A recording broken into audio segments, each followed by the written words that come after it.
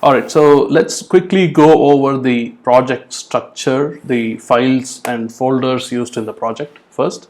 So you can see that you have a typical Flask project that you create inside of PyCharm, and in fact I created it as an empty Python project and then I added all the other files, and you can do the same thing. So you can see that there is this, it usually starts you off with a virtual environment. So that's what this VN folder is.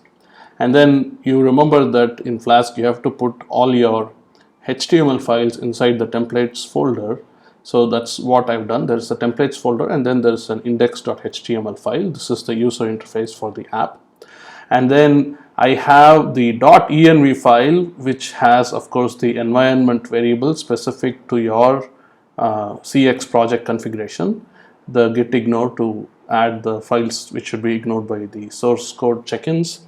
And then you have the app.py, which has the main app code, all the backend code which is written in Python.